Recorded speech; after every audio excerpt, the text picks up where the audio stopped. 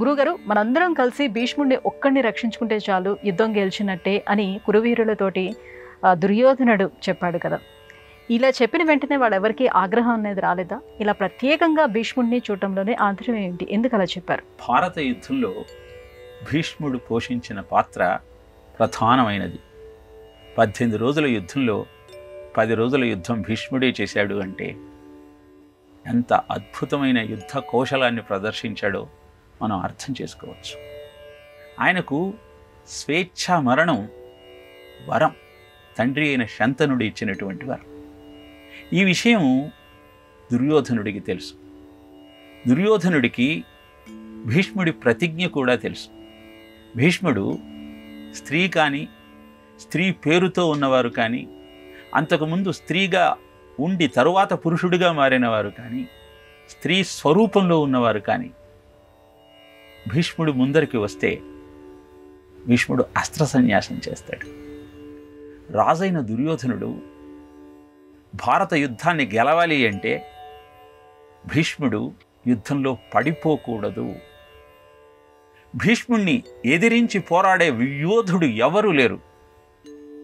ఒక్క శిఖండి ముందరికి వచ్చినప్పుడు భీష్ముడు అస్త్ర సన్యాసం చేస్తే తప్ప తనకు అపజయం లేదు అని బాగా తెలుసుకున్న దుర్యోధనుడు సహదేవుడి దగ్గరికి వెళ్ళి యుద్ధానికి ముహూర్తం పెట్టమని అడుగుతాడు.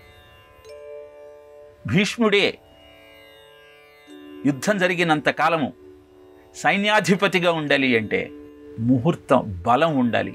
అలాంటి ముహూర్తం పెట్టమంటూ సహదేవుణ్ణి అడుగుతాడు. తన వైరి వచ్చి తనను ప్రశ్న అడిగిన సమాధానం చెప్పాల్సిన బాధ్యత జ్యోతిష్కుడికి ఉంటుంది కాబట్టి అలాంటి ముహూర్తాన్ని నిర్ణయిస్తాడు సహదేవుడు. దుర్యోధనుడు అనుకుంటాడు, ఇహ నాకు విజయం తథ్యమని. ఈ విషయాన్ని సహదేవుడు కృష్ణుడికి చెబితే కృష్ణుడు అమావాస్య రాకుండానే పితృతర్పణాలను సమర్పిస్తూ సూర్యుడికి చంద్రుడికి కనపడతారు. వెంటనే సూర్యుడికి సందేహం కలిగి చంద్రుడితో కలిసి కృష్ణుడి దగ్గరికి వచ్చి, ఇలా అమావాస్య రాకుండానే పితృతర్పణాలు సమర్పిస్తున్నావేమిటి అని ప్రశ్నిస్తాడు. సూర్యుడు చంద్రుడు కలిసిన రోజు అమావాస్య కాక మరేమవుతుంది అని సమాధానాన్ని దాటవేస్తాడు శ్రీకృష్ణుడు. ఇదంతా సహదేవుడు సహజమైనంగా నిర్ణయించినటువంటి ముహూర్తాన్ని ముందరికి జరపటం కోసం, భీష్ముణ్ణి యుద్ధంలో పరాజితుడిని చేయటం కోసం కృష్ణుడు చేసిన యోచన. ఇక దుర్యోధనుడికి ఈ విషయం తెలియదు. శిఖండి కనుక భీష్ముడు ముందరికి రాకపోతే తనకే విజయం అన్న భావనలో ఉన్నాడు. అందుకే అయనేషు చ సర్వేషు యథా భాగమవస్థితాః భీష్మమేవాభిరక్షంతు భవంత సర్వయేవహి అంటూ తన సైన్యంలో ఉన్న ద్రోణ, కర్ణ, అశ్వత్థామ, కృపాచార్య ఇలాంటి వీరులందరికీ సూచన జారీ చేశాడు. వారందరికీ కూడా శిఖండి ద్వారా భీష్ముడు పరాజితుడవుతాడన్న సత్యం తెలుసు కనుక వారు కూడా దుర్యోధనుని మాటలకు నొచ్చుకోలేదు.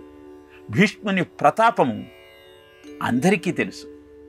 భీష్ముని ముందర నిలబడి యుద్ధం చేయగలిగిన వాడెవ్వరూ లేడు.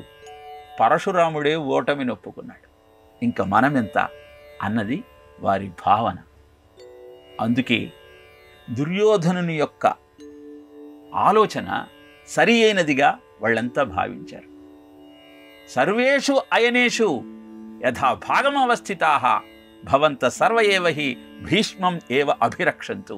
మీరంతా మీ స్థానాలలో ఉండి యుద్ధం చేయాల్సిన అవసరమే లేదు.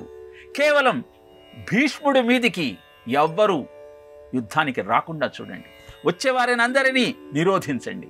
ఇలా చెప్పటంలో దుర్యోధనుడి యొక్క ఆలోచన ఏమిటి అంటే, మిగతా ఎవరొచ్చినా పర్వాలేదు, శిఖండి రాకుండా చూసుకోండి.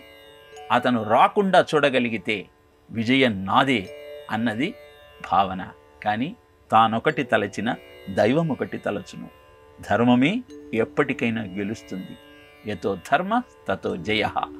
కనుక కృష్ణుడు చేసిన యోచన ద్వారా శిఖండి భీష్ముడు ముందరికి వచ్చి భీష్ముడిని పరాజితుడిని చేస్తాడు.